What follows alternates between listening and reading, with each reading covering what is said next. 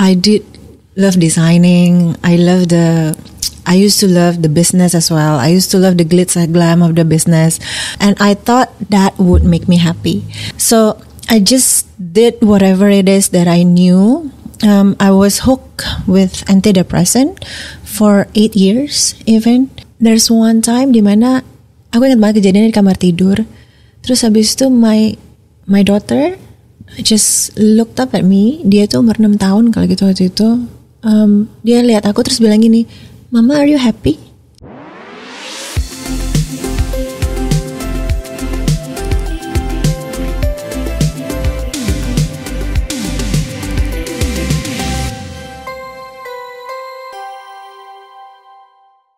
Hi ladies, welcome back to She Talks About Podcast bareng gue Mandy dan gue Elrika. Hari ini sangat seru karena kita kedatangan seorang tamu inspirator, Nina Nikicio. Welcome. Thank you so much for having me here. Such an honor. Thank you so much. Such an honor juga for us. Terima kasih sudah datang dan mau diundang. Karena gue nih udah kepoin Instagram Nina, ya kan? Siapa sih yang nggak tahu? Zaman-zaman kita dulu Nikicio brand loh, karya-karya ya kan? dia. Iya. Thank you. Lu punya nggak bajunya? Ada kayaknya di lemari. Thank you. Jadi Nina very inspiring, her story dari fashion designer sekarang beralih jadi holistic health coach. Mengubah haluan ya. So Nina kesibukannya apa saat ini gitu? Saat ini aku coaching clients. So most of my clients are private. Jadi aku do one-on-one coaching. I have classes as well, meditation classes and group coaching classes, which is the emotional healing class, which I do. Terus I also a single mom of 2, and I also have a pet. Hugo, he's a beagle, so cute. Terus habis itu baru kemarin tiba-tiba ada burung, there's a lovebird. Aku kayak lihat deh itu IG story kamu itu. Itu lucu banget sih. Datang ke atap, terus habis itu udah dia nempel sampai sekarang. Lucu banget sih. Dan aku tahu namanya. Biscuit. Iya, karena dia suka makan biscuit. Menurut my daughter, yes. Iya kan. Oke. Nah, maksudnya Nina, aku penasaran banget. Kamu tuh bener-bener meninggalkan kayak Nikicio. Ya, maksudnya beralih dari itu your old life tuh. Kalau misalnya kita lihat di Instagram your transformational journey kan, itu kan luar biasa banget gitu. Dari yang istilahnya unhealthy, unhappy, and then now you look so different gitu. Glowing ya. Yes. Nah, mungkin bisa ceritain gak sih kayak perjalanan itu, your old life tuh seperti apa sih, dan apa yang membuat Nina tuh berubah sekarang gitu? Okay. First of all, thank you. I feel the difference a lot. So it's really nice to know kalau misalnya ternyata the difference ternyata di acknowledge dan bisa dilihat gitu. It started in 2018, I think.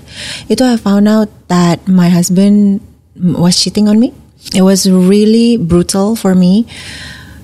Soalnya terus itu waktu itu, tapi I was unhappy juga. It's unfair to say that kalau misalnya dia tuh cheating and left me and I didn't do anything. Tapi sebenarnya aku juga salah gitu. I'm also pelaku di dalam hubungan itu kan. Nah, sebenarnya tuh jadinya gini. So because I was unhappy with my relationship back then, with my marriage, I was unhappy with my career. I did love fashion design, and I did love designing. I used to love the business as well. I used to love the glitz and glam of the business. Fashion show gitu, siapa sih yang gak suka? Terus habis itu orang kayak datang ke fashion show kamu gitu, appreciate your work gitu, and buy your work, and that's fantastic feeling.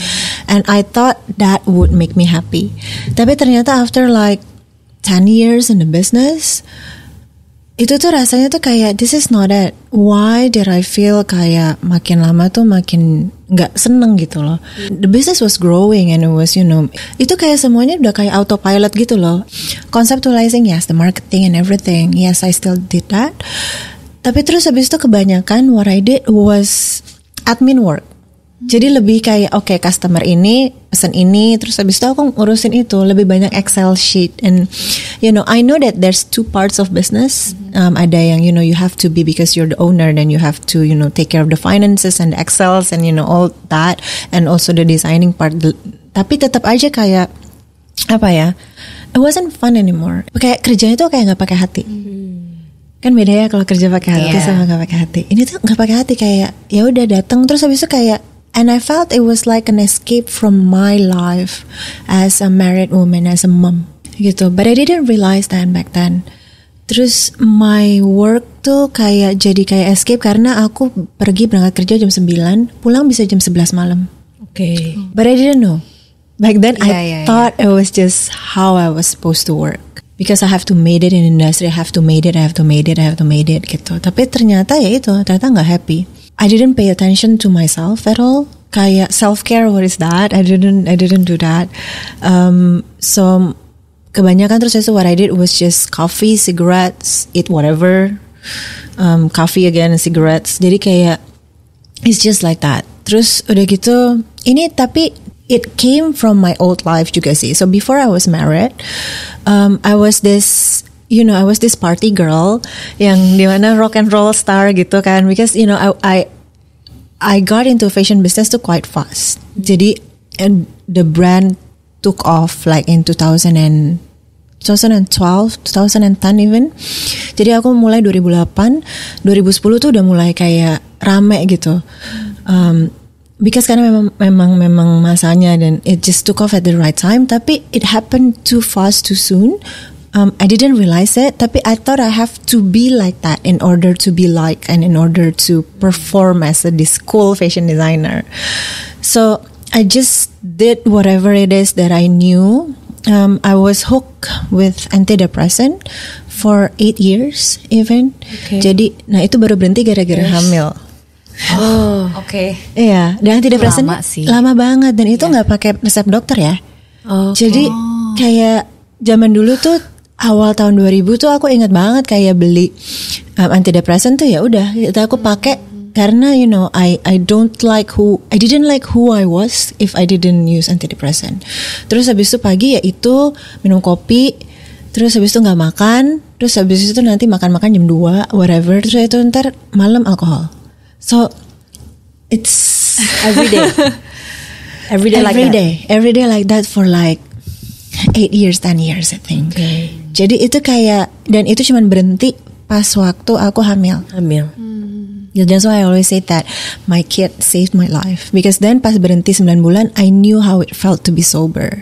And I knew that, jadi di pas sober tuh jadi mulai berubah tuh.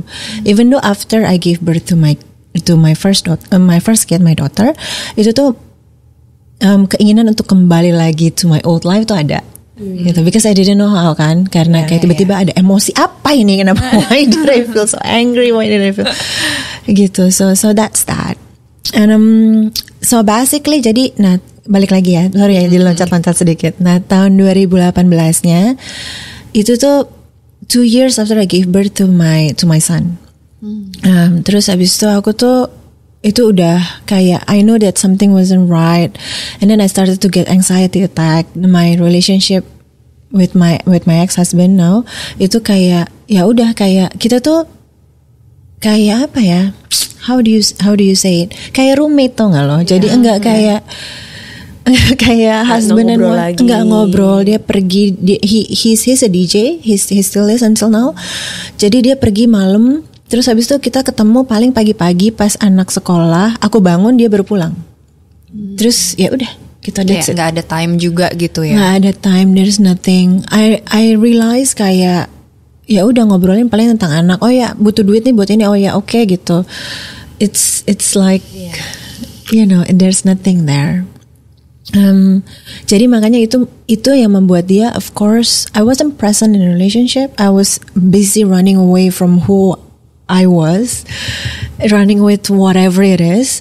Terus because I was unhappy, nah makanya of course then he found another woman, gitu. And that's, aku benar-benar sekarang in the state dimana kayak I accept all of that and I forgive him and itu jadi benar-benar no, apa yang udah gak ada sakit hati lagi sih.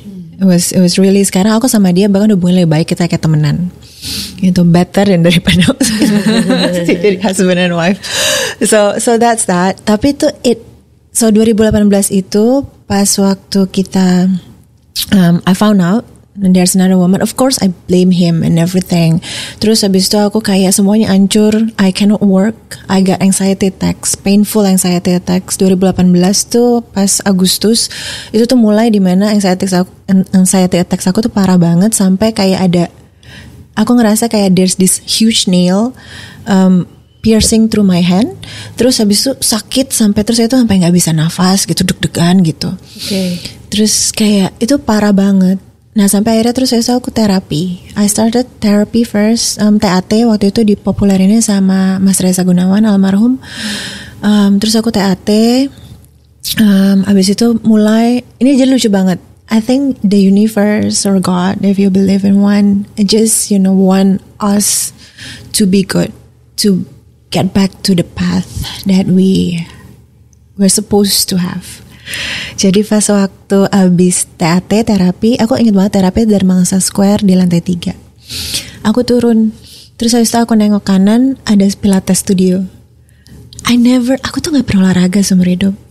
Nggak pernah, karena I was born skinny. Dan terus kalau misalnya di fashion, they don't care, right? Pokoknya yang penting lo kurus aja gitu.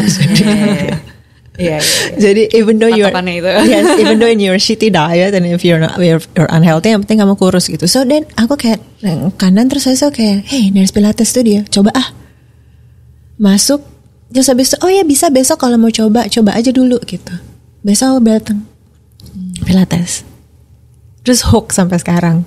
Seneng banget ternyata Pilates. Emang udah, maksudnya cocok juga sama Pilates ya? Pas awal sih Pilates gak suka ya. Kayak you haven't kayak gak pernah olahraga for 29 years. And suddenly kasih tahu, oh ini ada skoliosis, ini apa, nafasnya berantakan. Terus abis itu posturnya salah, pas segala macam. I hate it. Tapi I came back. Because I thought kayak ya udah sekalian, karena hari terapinya terus habis itu aku barengin sama hari Pilates. Jadi bisa terapi Pilates apa gitu. So itu mulainya tuh benar-benar kayak very slow, karena aku terapi setiap 2 minggu sekali. Jadi juga Pilates juga 2 minggu sekali. Nah itu tuh terus itu barengan juga dengan proses divorce, barengan juga dengan proses letting go of who I was, becoming a designer. Soalnya benar-benar kayak gue udah mesti mulai hidup baru deh, gue nggak bisa nih begini terus. I was really desperate. I was crying all the time. Terus kayak I wasn't even kayak makan juga nggak bisa, kayak my weight to drop tuh jadi 46 waktu itu, aku ingat banget. 2018 itu. 2018, kurus banget. The only thing that I can do is just smoking, terus habis itu minum alkohol, terus habis itu ntar besok pagi bangun, terus habis itu ya coba nggak tahu apa gitu, terus habis itu ya. During the terapi juga masih minum alkohol? Iya masih. Jadi aku ingat banget waktu itu juga pernah datang ke Pilates, itu malam itu abis minum, masih mabok, terus kayak masih hangover gitu. Terus guru Pilatesnya abis setengah jalan, terus dia bilang, she was an Italian woman, tapi sekarang dia udah balik ke Italy. She told me, dia bilang, did you drink last night? Dia terus aku bilang, iya, my darling. Dia bilang katanya, I don't care whether you wanna drink or not, but if you come to my studio, you make sure that you're not hangover, okay? Now you go home. Usir ceritanya. Karena nggak bisa, kalau Pilates nggak bisa, bahaya. Bahaya buat aku. Jadi terus itu aku kayak abis itu kayak disadarin gitu, okay. Jadi at least kalau aku tahu mau Pilates aku nggak minum gitu. So it's very slow. Kayak the change is very slow, but it's just there. Terus abis itu, abis berapa lama, I think in the beginning of 2019, itu dimana kayak aku mulai kayak, kayaknya selain aku kan udah mulai terapi nih, udah feeling better, Pilates juga udah mulai olahraga gitu. Pilates jadi seminggu sekali. Terus habis itu aku mulai kayak apa ya gitu. Maybe I should eat healthier. And I started with breakfast because I know I never eat breakfast. And if I eat breakfast, isinya adalah chicken nuggets. Ini Nikichio-nya masih dipegang? Udah enggak, Nikichio-nya itu udah terakhir aku ngedesain, aku bilang by Desember 2018. Jadi itu masih jualan, masih ada promo-promo koleksi yang sebelumnya. Aku masih kasih interview apa segala macam, but I knew in my heart gitu kayak ini udah nih, gue udah nggak mau gitu. Abis itu aku mulai makan sehat, mulai post my salad, and then I feel better apa. Terus orang mulai nanya, my follower mulai nanya, emang makan salad tuh sehat ya? Emang kenyang ya? Emang nutrisinya apa? Terus I was like, ya benar juga ya, I didn't know anything about this. Maybe I should take a course gitu. Terus aku cuman Google, and then bilang, online nutrition course. Terus langsung keluar, Stanford online to get kayak certificate in nutrition science. It was a 3-month course. Terus habis itu kayak yang, okay, let's take it then gitu. Kayak coba aja gitu. Deg-degan juga tuh pas daftar. Soalnya kan Stanford man gitu. Iya, Stanford ya. Stanford tuh gila apa gitu.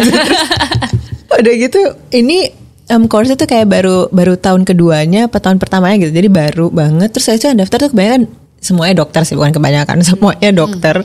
Cuman aku doang yang kayak yang backgroundnya fashion design, ibu gitu. Terus kayak ini siapa nih, orang Indonesia pula gitu. Terus di email sama orang Stanfordnya bilang, kenapa lo mau ikut ini gitu. Terus habis and then I tell him just I want to get healthier and just started this gitu. I just want to know more about nutrition and how I can serve my body better, take care of my body and my family better. Terus saya itu dia accept, dia bilang ya udah nggak apa-apa, belajar aja, coba aja.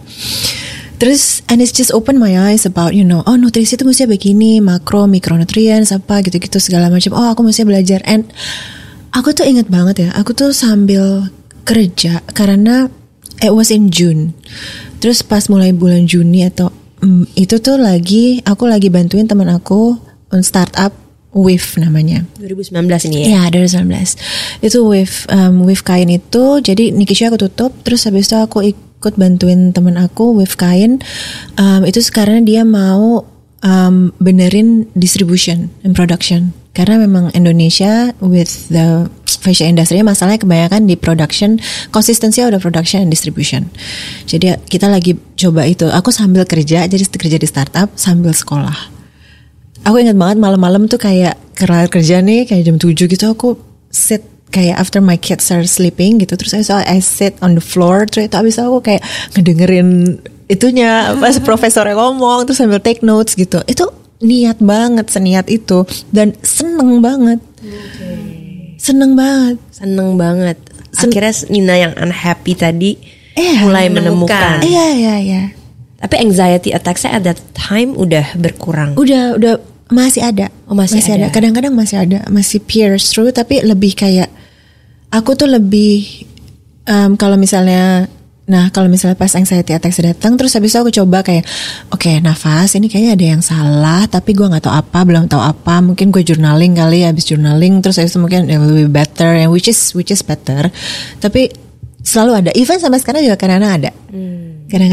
Tapi Nina nggak ke psikiater ya maksudnya? Aku nggak ke psikiater, jadi I think everyone has different path in their life. Ada yang mungkin they get better through psikiater, psikolog. Aku sampai sekarang I do have a psycholog that I meet every once a month. I think everyone needs that. Tapi nggak ke psikiater sama sekali. Mungkin memang I think it's just not bukan jalannya aku aja. And then masih panjang nih ya, panjang. And then abis nutrition science, terus masih terapi, terus udah gitu, and then the pandemic came, right? Pandemic came in 2020. Terus udah gitu mulai aku tuh, tapi sebelum pandemi awal Januari 2020 aku ingat banget aku tuh ketemu sama online pilates, si Melissa Wood Health namanya. Nah terus habis itu aku penasaran, kok dia badannya bagus banget. Tadinya gitu masih badan bagus banget. Terus habis itu makannya juga sehat gitu. And she doesn't drink, she doesn't smoke gitu. And she used to drink a lot. Terus habis itu kayak yang kok bisa gitu. Nah ini nih dimana aku udah berhenti ngerokok. Karena aku ngerasa kalau misalnya aku makan sehat, terus habis itu aku masih ngerokok, terus kayaknya ada yang ini nih, ada yang nggak match. Soalnya I wanted to be better, right? So then I wanted to let go of things. Nah, yang susah itu adalah berhenti minum, bukan rokok. For me. Oke. Jadi tiap malam aku tuh masih minum, karena kan sudah lebih sehat ya. Nah tiap malam aku minumnya wine, tapi minum mabok. Setengah botol bisa kayak 2 gelas tuh gak cukup, bisa 3 gelas 4 gelas gitu. And I was still miserable. Jadi tuh I thought ya, by finishing the nutrition science and by working hard and working out, lebih sehat badannya, lebih tone apa segala macam gitu. Oh aku bisa lebih happy nih. Tapi ternyata tidak begitu. There's still this emptiness inside my heart that I don't know what. I don't know what it is. Jadi itu masih searching ya. Masih searching banget. Terus habis itu masih suka yang saya tetek juga. Yang which saya nggak tahu apa gitu. And my relationship with my ex-husband was shitty juga, because I was still holding so much anger and so much grudge. I blamed him so much. I was punishing him from being not a good husband. I thought not a good husband. Terus saya jadi kayak ya udah lo nggak boleh ketemu anak-anak, pokoknya gitu-gitu deh. Jahat banget. I was really mean. Berapa lama tuh Nin? Berapa lama ya itu ya? 2 years, I think 3 years, 2.5 years. After divorce ya? After divorce. Enggak, jadi tahun 2018 tuh pas aku tahu tuh I kick him out. I was this mean, kayak if you see sinetron, ibu-ibu yang kayak misalnya bisa kayak ngelemparin barang ke teras rumah gitu, nah that was me. Okay. So I wasn't proud of who I was, but that was me. I was really this emotional bitch di mana gitu. So benar gue lempar terus gue balikin ke rumah ibunya gitu. Terus habis itu kayak that kind of thing. And I didn't allow him to see the kids at all. I didn't. For that 3 years. For the two and a half years. Ketemu boleh, tapi kalau mau izin pokoknya gue susahin deh gitu. Okay. Because I want him to pay. I wanted him to pay. So I wasn't nice. I wasn't like this. I wasn't at peace. Tapi I was in denial. I was in denial that I wasn't this. That I was this, this emotional bitch gitu. That I was really mean to my ex-husband. Gitu. Jadi I was in denial, kan nggak mau kan, orang gue lagi mau sehat kok, masa gue sebenarnya gini gitu, masih ada gitunya. Ya. Makanya yang saya teksnya masih ada itu 2020. Terus akhirnya aku karena ngeliat si Melissa Wood Health itu, terus dia ternyata take a course in IIN, Integrative Institute Nutrition. Is it? Institute of Integrative Nutrition, sorry. Nah itu juga online. Nah karena pandemik, terus habis itu kayak gue ngapain ya, yaudah deh gue ambil itu, coba ada feel there's this call, and because I think kalau misalnya dia bisa begitu karena ambil course ini, I mean like why not. Terus pas aku lihat course-nya juga orang-orang yang lulus itu enggak semua jadi health coach, enggak coach banget gitu, tapi banyak ada yang jadi meditation guru, ada yang jadi kayak dia influencer, apa bikin buku, nulis recipe books, apalah macam-macam banget. Jadi aku bilang oh boleh nih, coba aja ya, why not gitu. So then I quit with terus habis itu yang I quit the startup. Terus habis itu ya udah I just full on got into the health and wellness industry by studying. Terus habis itu and pokoknya pandemic berjalan. Terus habis itu aku juga mulai olahraga, tetap olahraga tiap hari. Terus habis itu juga I was sharing my food. Terus habis itu juga tetap makan sehat, TAT-nya jalan, coba mulai meditasi. Terus ya pokoknya semuanya deh. Tapi minumnya masih ya. Minumnya masih ya malam ya. Malam masih tuh ya segelas prosesnya berarti gitu. Gak cepet ya. Enggak, sama sekali enggak. Justru yang lama alkohol ya. Alkohol. Tapi udah makin lebih happy dong waktu itu. Enggak juga ya, masih kayak ada this, that's why I said there's this emptiness. Sampai akhirnya tuh I think what changed me entirely itu adalah when I decided to forgive my ex-husband. Itu ya ternyata yang membuat kekosongan kamu itu ada apa gitu, ternyata itu. Jadi pas aku forgive him itu in 2020 I think. I forgot exactly. I have to check my phone for that. Tapi ada recordnya loh. Ada kayak di post aku ada deh itu tahun 2022 kayaknya ya. 2022 baru banget, enggak segitu lamanya. I said I am WhatsApp him. Itu juga gara-gara my kids. So my kids during that time when I was this mean ex-wife, itu tuh aku selalu bohong, selalu bilang sama my kids kayak mereka suka nanya, papa mana kerja gitu. Kapan aku ketemu papa lagi nanti ya. Sampai akhirnya aku bilang gitu, we are separated gini. And my kids understand. It was not my second one, but my first one understand. Dia bilang okay separate. Oh okay. Tapi I can still see papa, bisa kapan nanti ya kita cari waktunya. Tapi jarang banget aku kasih. Sampai akhirnya there's one time dimana aku ingat banget kejadiannya di kamar tidur. Terus habis itu my daughter just looked up at me. Dia tuh umur 6 tahun kalau gitu waktu itu. Dia lihat aku terus bilang gini, Mama are you happy? Terus habis itu aku bilang, yes I am gitu. Of course, I mean if your kid asks you, you will say yes I am gitu. Terus dia peluk, dia bilang, oh that's good Mama, I'm happy if you're happy. And that moment aku tuh kayak, gue sebenarnya nggak happy, gue nggak happy amat cu gitu. Tapi but I think I know what to make me happy, to make me really be truthful to my kids. Malamnya terus habis itu aku WhatsApp my ex-husband. Aku bilang, tadi aku blok kan ya. Aku blok. Udah ada profile picture. Udah ada jadi aku blok. Terus habis itu aku bilang sama dia kalau misalnya mau kontak anak-anak, kontak mbak aku. Jadi pokoknya aku nggak mau ada hubungan dan menyusahkan banget kan itu. Terus abis itu basically jadi terus aku unblock. Terus habis itu aku bilang, I heard from Anis, my mbak, that you wanna see the kids. You can come and see them if you want to. Gitu, just tell me when. Terus habis itu dia message aku. Terus habis itu dia bilang, oke, tanggal segini. Terus habis itu udah kita atur waktunya. Habis itu aku bilang sama dia, I'm sorry. I'm really sorry that I've been using the kids to punish you. I know that isn't right. Ingat banget aku ngomong itu. Terus habis itu dia bilang, aku udah siap nih konsekuensinya gitu. Kayak abis ini kalau gue dimarahin apa segala itu udah terserah deh. Yang penting I said I'm sorry. Dan terus habis itu dia bilang, I'm sorry too. Dia bilang I'm sorry too. Gak apa-apa, yang penting sekarang yang terbaik untuk semua. And that moment I knew that I didn't marry the wrong person. At least no, it's not that. I didn't. Soalnya pas aku tuh hamil duluan sebelum nikah, and that's why kayak everything happens too fast and everything is just. Jadi sebenarnya tuh dia tuh nggak cocok jadi my husband.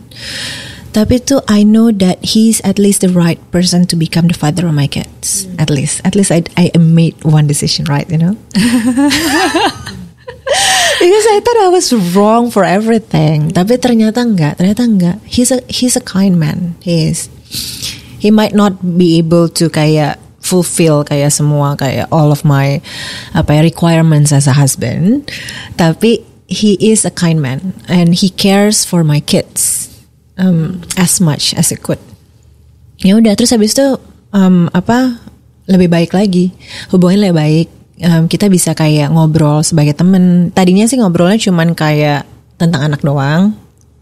Cuman terus itu sekarang lebih bisa ngomong kayak temen. Kayak misalnya kalau misalnya mau datang, terus habis itu mau makan di mana, makan di rumah, apa mau makan, apa kamu mau ajak anak pergi gitu. Itu lebih enak kan, jadi lebih casual gitu. So a lot of things has changed since I forgive. Terus habis forgiveness-nya itu selesai, itu aku juga lebih enteng, semua lebih enteng. And how I coach my clients, how I fell into the role of becoming a holistic health coach gitu, itu juga lebih enteng karena lebih kayak I didn't feel the guilt. Soalnya I always think that if you coach someone and then you still have this kayak, I know that everyone is not perfect. I know that everyone is not. But I think for me ya, kalau misalnya kamu sendiri masih in the battle of becoming who you are, and forgiving yourself gitu. Jadi pasti untuk fall into that kind of role juga pasti akan lebih susah gitu.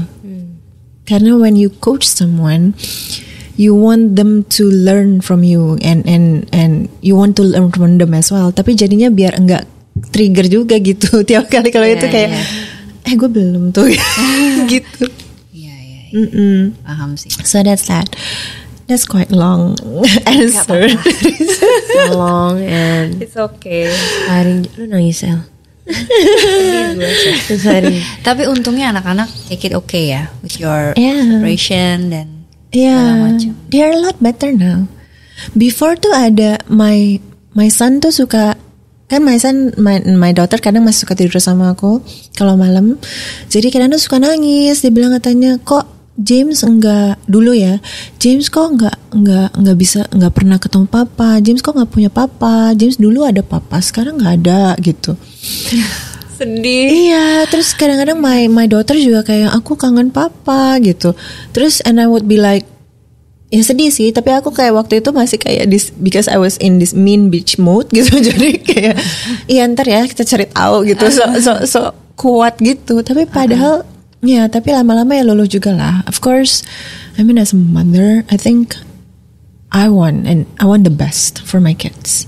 And if the best for my kids is to let them see their father, and you know, and especially after my daughter bilang I'm happy if you're happy, kayak yang iya ya benar juga ya. Dan why I'm holding so much grudge and so much regret atau apapun itulah, or hatred towards him gitu. What's for? What is it for? Kalau aku mikirnya ini agak deep ya. Tapi maksudnya because kan kita seorang ibu ya. Kita tahu pasti kita pengen anak-anak kita happy. Ada rasa apa ya? Responsibility. Kita sebagai ibu, tapi satu sisi Nina juga lagi mencari kebahagiaan. Pasti at that moment it's not easy. Malah aku melihat sekarang kayak ada nggak sih, forgiving your husband is one thing, but forgiving yourself itu pasti jauh lebih sulit nih. Iya. Ya kan, karena aku membayangkan tadi dari cerita Nina tuh, karena aku punya 2 anak juga gitu. Gimana caranya gitu ketika in a process journey untuk mencari happiness Nina sendiri, divorce juga, semuanya, tapi gimana tetap ngurus anak juga dan lain-lain. How you handle that, Nin? Gue mau apa lagi sih gitu, kok masih ada nih anxiety attack ini, even I udah mulai ngurangin alkohol gitu, kok masih ada ini buat apa? Ternyata menerima bagian diri yang marah, yang kecewa, sedih, yang sedang berduka, itu tuh sebelumnya tuh aku tuh enggak kasih ruang buat mereka. Januari 2022 aku tuh ikut meditation retreat online. Nah, di salah satu ketentuannya itu aku harus meditasi duduk sejam. There's one time he came to me and he said, "Mama, look, it's A4 paper, it's filled with faces and colors, and each faces and itu ada colornya sendiri-sendiri, beda-beda, ekspresinya juga beda-beda." Dia bilang,